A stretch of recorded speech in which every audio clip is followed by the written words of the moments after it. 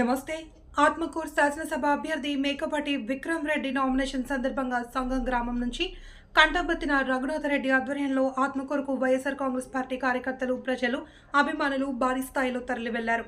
ఈ సందర్భంగా రఘునాథ్ రెడ్డి మాట్లాడుతూ ఎన్నికల్లో మేకపాటి విక్రమ్ రెడ్డి 30,000 మెజారిటీతో గెలవబోతున్నాడు అని తెలిపారు.